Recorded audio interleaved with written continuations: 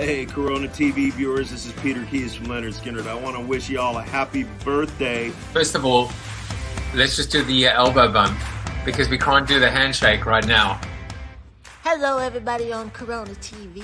This is Macy Gray. You're smiling, and I saw your beautiful daughter earlier, who I said could come on the show anytime. Welcome, Shiv Singh.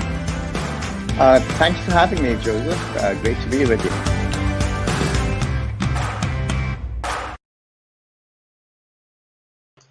Yeah, I mean, I should show my face, right? I forgot to do that. Hello, everybody. It's a very weird Sunday in the history of the world and the history of mankind and the history of humanity. We are, as I've written about and spoken about, living through two pandemics at the moment, two viruses, one virus being corona and the other one being racism. And you know, in the background, I think you can see, I'll go the other way around, which is, you know, we think about the memory of George Floyd, and, you know, I've gone ahead and put that in the background. This show today is not designed to be too intense, but, you know, this is the quandary and the conundrum of being a host, of having a voice, of having a message, and being able to determine what is too much versus what is too little. In some capacity, you're going to be criticized no matter what you do, and you might be complimented by what you do as well. I think back to all the outrage and outcry of people who changed their Facebook profiles after various terrorist activities. You know, I remember the whether it was Belgium, whether it was France, whatever the case may be, whether it was Las Vegas, and you know, I was talking to my daughter about it, and my feeling is everything counts. You donate $20 to a GoFundMe page, that's better than donating nothing. It's maybe not as good as donating $40, and if you can afford to donate $40, but you donate $20, who are we to judge at the end of the day? And I think everything counts. And that's kind of how I'm finding my balance and my place, which is you acknowledge, because if you don't, well, why wouldn't you? But at the same time, I believe that every voice matters and every voice counts. And it is that collective consciousness right now that can be the rising tide that floats all boats and maybe helps to save humanity, because I think humanity needs to be saved. You know, I also wanted to keep the show a little bit lighter today, because, you know, because it is National Smile Day, and we need to smile. We've got to smile, because life sometimes can be so serious that it gets you down, that it can feel so suffocating and so intense, and almost, you know, not make you not want to get up out of bed in the morning, because the weight of the world is on your hands, or on your head, or on your shoulders, I guess, and it doesn't necessarily need to be. So happy National Smile Day. We will get through this. We have to get through this. I think we know that. I've added now 6 more icons to my little smile tapestry. You can see on the left, you can see, you know, there's Scott McCain and Jessica Joines and, you know, Adam Klein, you know, the Survivor finalist is on there as well. And so I'm just going to keep expanding this, and this truly does make me happy. Next week, Monday through Friday, I have a whole bunch of interviews. I'll again address the elephant in the room. Looks like 5 white guys. But I will also be the first to tell you that, you know what, I will interview anyone that has a story, and I want to see more diversity, and I will explicitly and overtly tell you that I acknowledge it again, and I want it to change. And there's absolutely clearly no premeditation whatsoever in terms of how I get a guest and how I reach out to a guest as well. I will tell you that I've never met Ron, I've never met Chris, I've never met Mark before, and I'm excited to meet them. Ron and Mark are, you know, pros. They are, you know, they are on the keynote speaking circuit, and they're pretty much at the best, you know, the best of the best. Andrew Keane is a complete provocateur and contrarian, and he has been beating up on even on me in the past, beating up on the internet, beating up on social media. Turns out he might actually have been right. So he's on Monday, and then David Almano, who is the unlikely PR guy, works for Edelman, but he's just a creative guy and a very cool, slick guy. He's got a motorbike, he's got tats, he's got a beard, so that's going to be cool as well.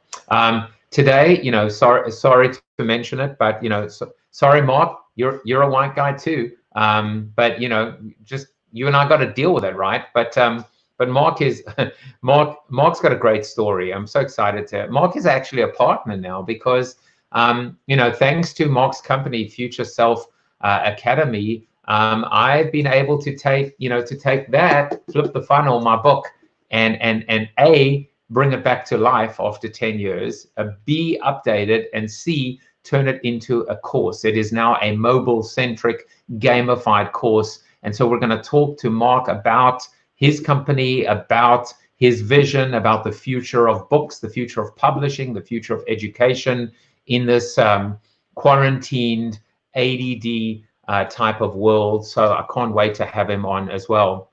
As per this week, I've started to reach out to you to say, if you like me, if you really like me, if I'm the Sally Field of webcasts at the moment, then like me, or love me, or lust me, or do whatever you want. But like the post, like the show, comment on the show, comment right now, tell me who you are, come out of hiding, decloak.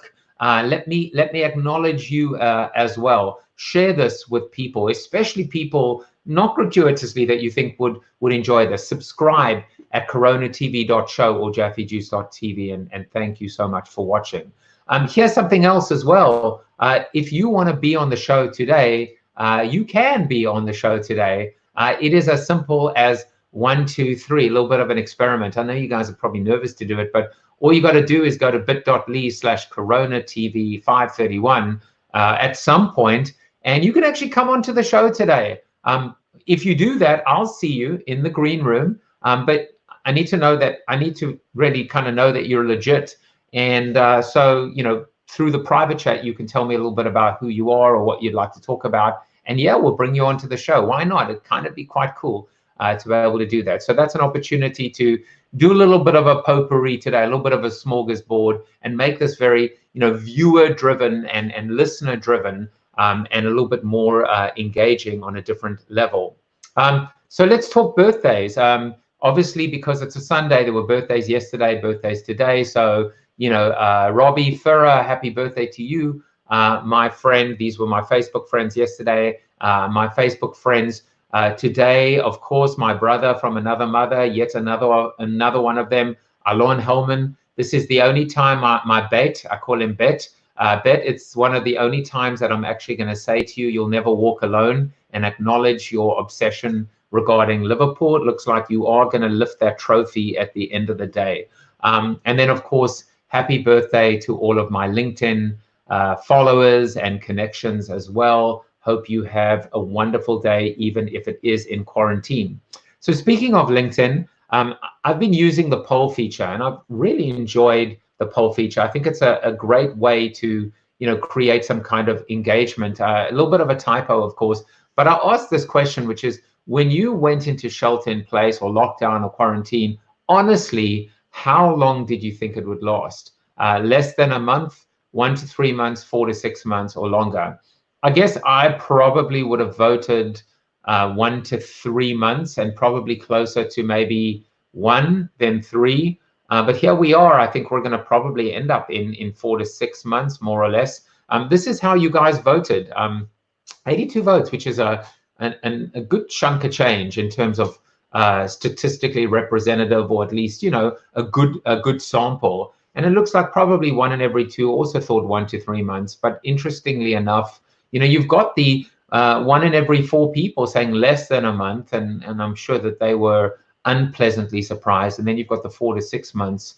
I don't know whether those people will be pleasantly surprised if we come out a little bit sooner than that. But wow, that is a huge amount of time. Can you imagine that? Half a year spent indoors, spent isolated, spent away from the workplace, spent away from traveling, spent away from the outdoors, depending on where you live as well. And then finally, an update on the fat blogging side. I will show that to you full screen. I'm happy to say after a bad weekend or week last week, I'm back where I need to be. This morning I was 193.9 pounds. Last week I was 195.5. And when I got back from South Africa, as you recall, March 18th, I was 200.7. So really, really trying to break 190 pounds sooner, rather than later. A few milestones that I hit, I'm proud to say. The number is 50. What does 50 mean? Yesterday, I went for a run and I broke 50 miles for the month of May.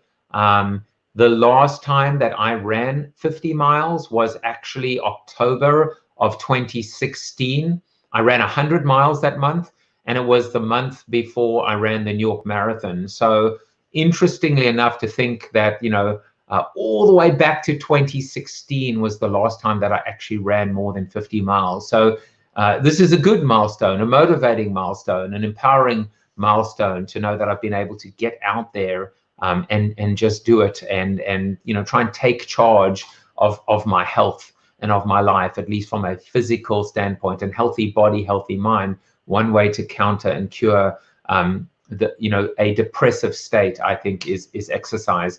It's probably something that I think Marc Schneider could talk to as well, because he is the co-founder and the director of Trifocus Fitness Academy. So he knows about healthy body, but he also knows about healthy mind, because he is the co-founder and director of DSM, which is the Digital School of Marketing, and co-founder and CEO of Future Self Academy. That's a lot of co-founding taking place. So I think he should tell us all about it. Welcome to the show, Mr. Marc Schneider.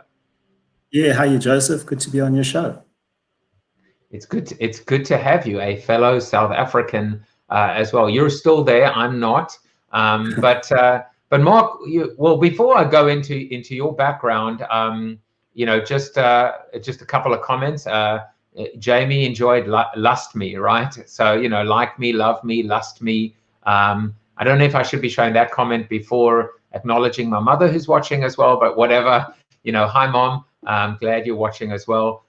Marc, tell us a little bit about yourself and your three companies.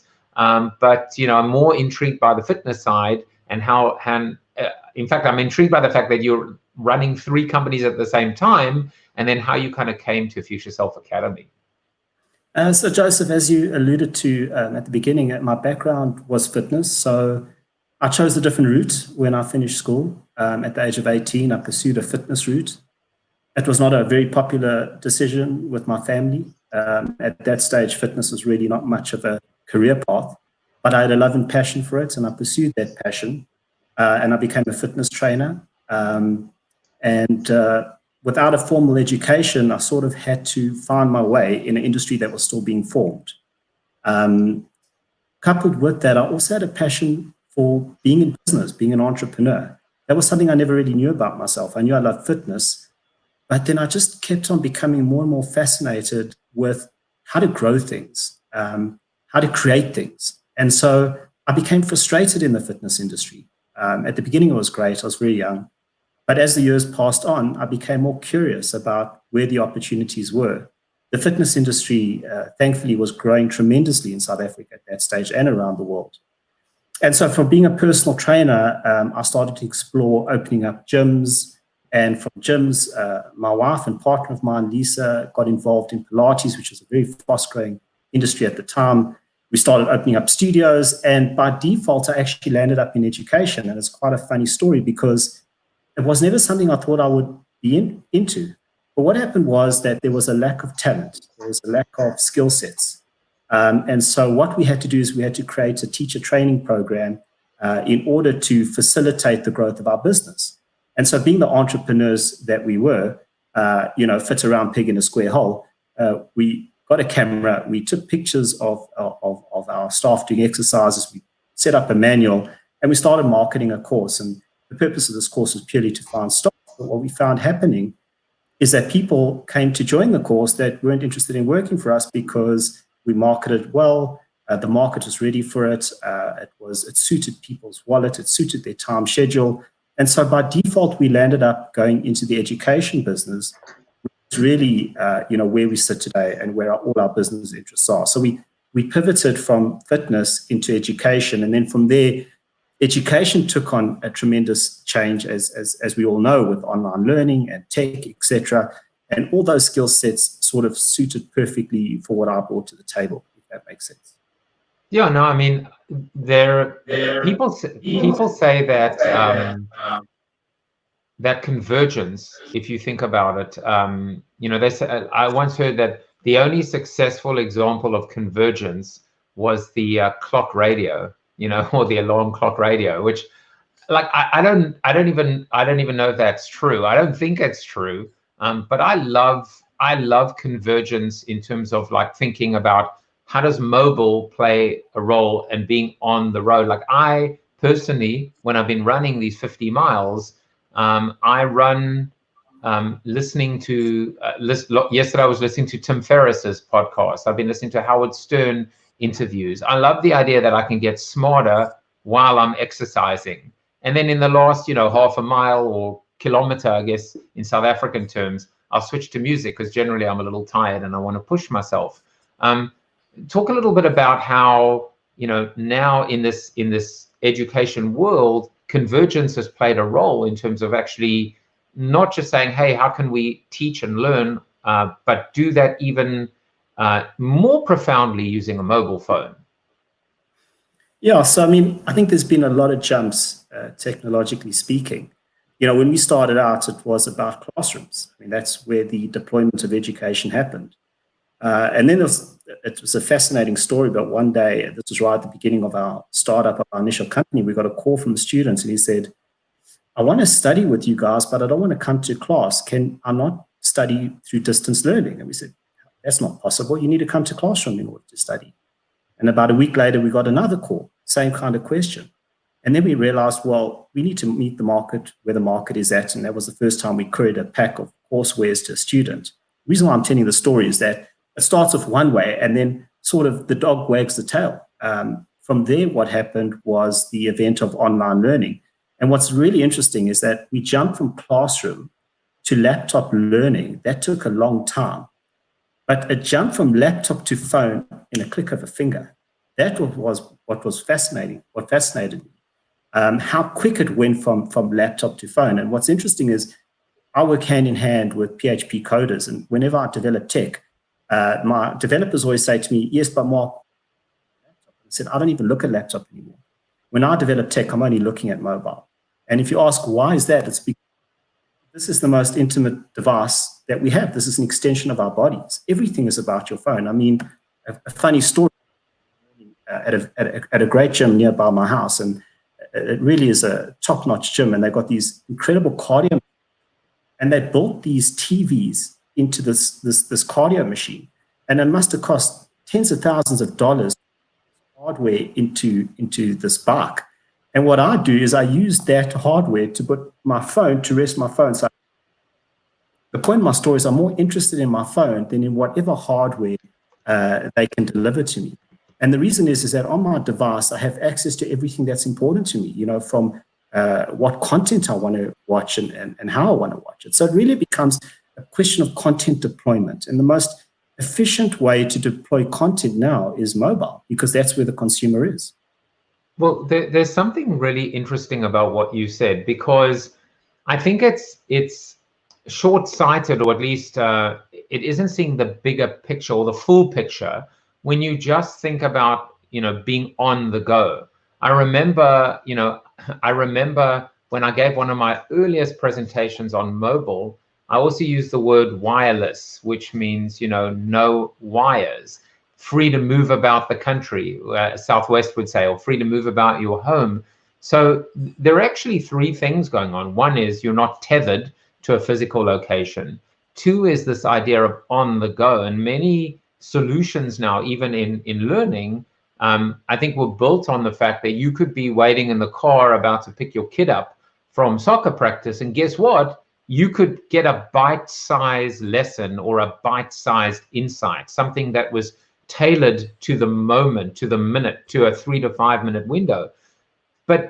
And it is both of those, but then you've indicated the third point, which is this intimacy, that it's at arm's length, that you can be lying on your side and have your phone next to your heart or your ear near your pillow and have a very intimate experience. And I guess from a learning standpoint, that has to count too, right?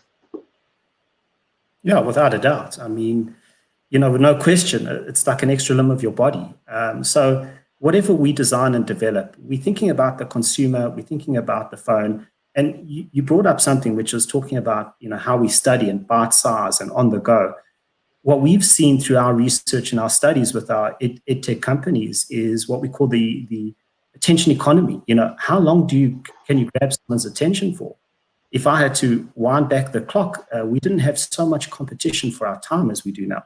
Never before have people been so bombarded with things to do that the concentration span has become a much smaller window of time. So we came up with how we develop our systems, what we call nano learning. And nano learning really is a concept which says we like to break things into bite-sized chunks. And for us, what's optimal is about 20 to 25 minutes is where we want to grab that nano learning module, and we want the student to have maximum absorption. So 25 to 30 minutes is really a sweet spot in terms of how we develop nano learning. There you go, nano learning. I love it. It's really interesting. And so Flip the Funnel is a course now with how many? I think I remember doing about 30 different videos, 30 different modules. 20. So Flip the Funnel is actually the longest in terms of modules and credits. It's a 26 module course. It's a 13 credit course. And these 26 modules, as I spoke about, are nano learning modules. So you can, I call it a cappuccino experience. I don't know, for me, I just connect with that because you sit down, whether it's on the bike at gym, whether it's, while you're having coffee, wherever what that's convenient for you, and you can dive into a module and you can learn so much within a short period of time. And for me, it's just a great way to sort of drip you into the course content and have great absorption and actually to enjoy the content. Yeah, I'm smiling because I'm wondering whether John Sane, whether he's feeding you these terms or whether you're feeding him. I'm trying to work out. I'm beginning to think maybe you are the brains behind his good looks. Or actually, wait a second, you've got the good looks and the brains. I don't think John has anything then. But John, who obviously has been on the show, John is connected. He's a partner in FSA, but also many of his books are now featured as part of the FSA value prop. And I'm not sure whether who introduced. Did John introduce me to you? Do Yes. I have him to thank? John introduced us, and John is actually we were actually school friends. I mean, we were in Standard 6 as we started high school. We sat next to each other, metalwork, and we became friends immediately. So John was the inspiration behind Future Self Academy. He's a futurist, as we know. He's an author. He's a thought leader. He's internationally acclaimed, and he invited me. It's an interesting story. Invited me to the launch of his book, Foresight, which I went to, and it was quite a lightning bolt moment for me. In that his talk was brilliant, but I was amazed at the number of people that came out to hear him, and that was when I realized that people were looking for sort of a deeper connection to the thought leader and their content. It wasn't just about the book, because if it was just about the book, why don't they go to the bookstore and buy it there? So everyone came up and they signed, John signed his autograph, and I got the book and I read it, and it opened my eyes up. I learned a fortune, and that was the moment when the vision became so clear to me that this is so much more than just a book. This is so much more, and it can be so much more than just a book. This can be something that is interactive. We can bring John into the book.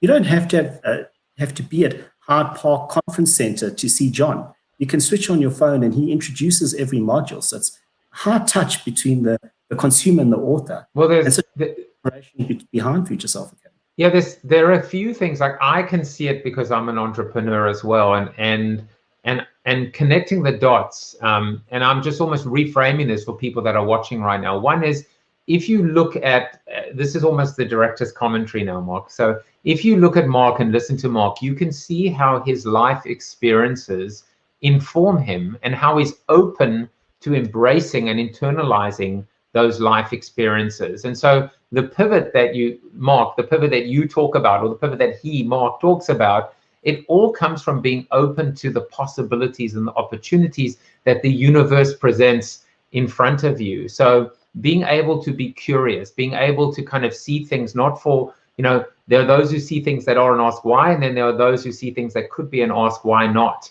And so it's what attracted me to you. I am your first international author, which is it's so exciting for me. But I also recognize that this is not just a book. This is a community. It's a movement. It's a, I remember one of our set work books, one of our books in English, growing up in South Africa, was called Watership Down.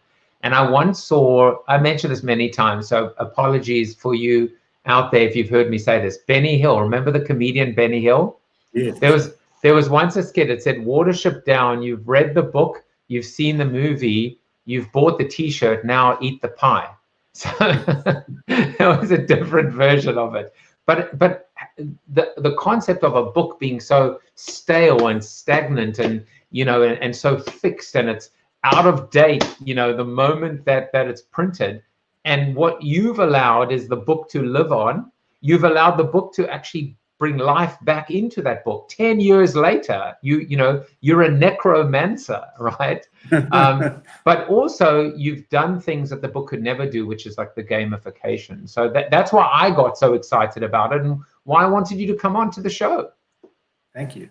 Yes, absolutely. I mean, if you think about it like this, you have a thought leader such as yourself, and you have ideas, and you take those ideas and you put it in writing. And then the next step is you then deploy that in a book format. And that's just the way we've been doing things for thousands of years. Technology wasn't there 10 years ago for us to be able to take Joseph Jaffe and bring him into an app on the phone and to create a multimedia interactive experience with this book that is just, it's the past. That's the past. And don't get me wrong, I love reading. I grew up with a book in my hand. I've read so many books. I think there's nothing better than reading books. But when you're talking about nonfiction and informational books, such as yourself, I mean, you look at Flip the Funnel. If you had to take a deep dive into Flip the Funnel, it will fundamentally change your business if you're an entrepreneur and if you applied it. So this content, it needs more of a dive into it. It needs to be, you want to absorb it. I think that's the point, is when you do a book in a course format, your absorption is 10 times higher. And if you absorb more, you can apply more. And I think that's why I'm so passionate about it, is I honestly believe that people that engage with our content in this method, will be better off for it. So I could tell people and incentivize, and maybe I will, because I'm a mean person, which is to say, if you'd like a free course, if you'd like Flip the Funnel, a complimentary subscription to Flip the Funnel, all you got to do is come on the show and ask a question, and we will send you a free course. So I could do that. Maybe I will do that. But what I am going to do as well is show you the ad for my course on Future Self Academy. And, before I do that, Mark, of course, we have a funny story, right? Which is, in quarantine, I created all the videos. And thankfully, I have a green screen, and thankfully, I'm a content creator, and thankfully, I have a lavalier microphone. I had all the pieces to the puzzle, but it still wasn't good enough. I still needed to find better resolution and better sound and better lighting. And so we went through a whole series of backwards and forwards, and I had to buy adapters, and we got it done. But to me, the most surprising thing that came out of it was that the best camera to record this was my iPhone.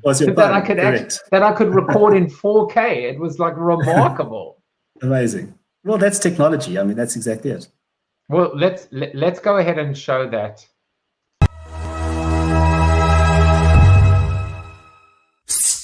Come here. Do you want to hear the silver bullet of marketing? I'm serious. The key to all of your woes, all of your challenges, everything that keeps you up in bed at night, everything that gets you out of bed in the morning, you want to figure out the secret, right? I've got the secret for you. I'm not even joking. It's called, wait for it, retention. No. Not just retention, not just about don't leave me, I'll be good, I'll be better, attrition and churn. Forget about that. This is about retention as the new acquisition.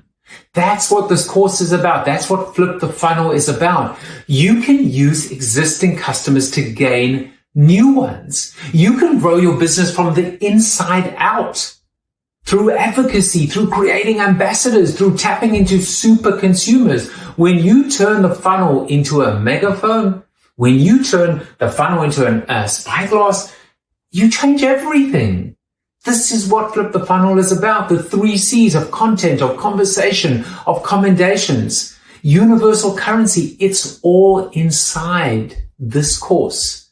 The key to your success, your promotion, your longevity. When companies are falling like flies, your company will rise. Your company will surge. Your company will grow. Not just because you're taking care of customers, but you're using them to gain new ones. That is how we cross the chasm between acquisition and retention. And it's all yours. All you got to do is just click on the button and order the course. Good luck. I'm rooting for you. You know that.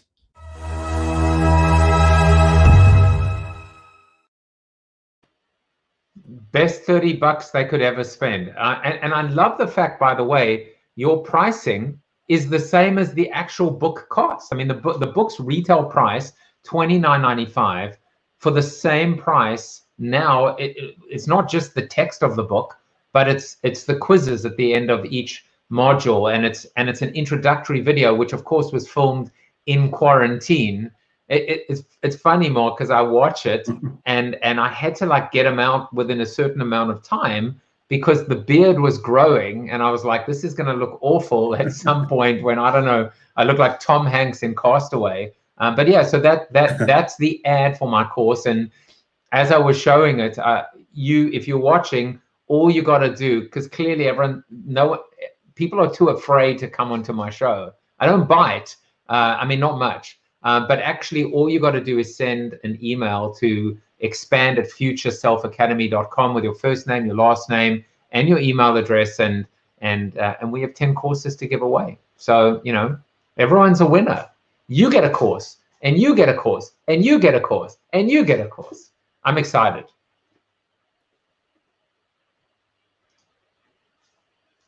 Long pause if you've been watching the show. Yeah, so that's a little bit of an ad for the course. Mark, what's interesting, Joseph, is that since the lockdown in all the different countries, etc., we have about 5 or 6 authors from different countries around the world that are all doing these shoots at home. What's been fascinating is watching how the thought leaders and keynote speakers and the guys that are out there, they themselves have had to make adjustments. And so what's all the rage now is home studios, getting green screens, getting the equipment so that they can produce content. They're in the content business. Content is king. So you were the first to sort of experiment with using a phone in a home studio, but you have about 4 or 5 authors in shoot now doing exactly the same way.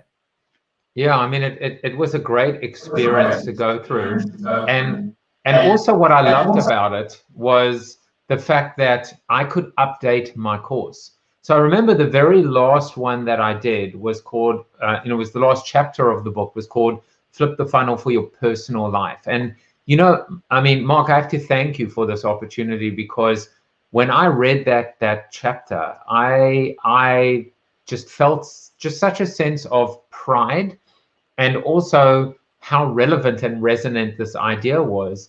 And I remember saying, in the video, if you're miserable in your job, if you were miserable in your job and you've been, furloughed, or you're at home right now, why go back to another miserable job? Why would your life be a traditional funnel that gets smaller and smaller and smaller over time? It should get bigger. Everything should expand. Happiness should expand. Community should expand. Fulfillment should expand. Generosity should expand.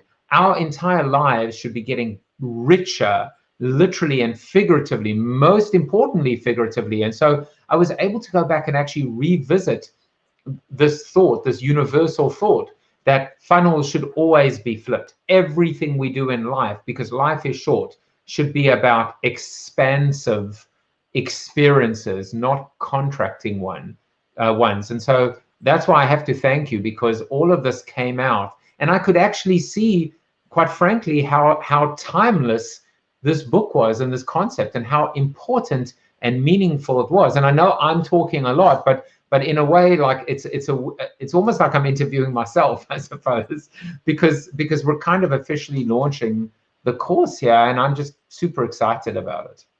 You know, the thing is, you know, the way we see it is we all need to upgrade our software. I think that's one of the underpinning values of Future Self Academy, is that especially it's more relevant now than ever. You know, you have to continuously upgrade your software, expand, learn new skills, pivot, adapt, adjust. And in our view, sometimes thought leaders are the best people to help you through this. If you look at traditional education, what you're seeing is curriculum that was developed 30, 40 years ago that has been untouched, unaltered. And a lot of the learnings are just no longer relevant in today's fast-changing world that we live in. We've got the fourth industrial revolution that is kicked off and is going to speed up now since this virus. I think people really need to take a look at what their skill sets are and how to get better at things and how to adapt, for sure. Well, I can tell you, you know, as a guy who's written 5 books, as someone who I just flipped my own book there as well. By the way, fun fact. I wanted the cover of Flip the Funnel to be upside down and you know, inside out. So the book actually should have looked like that.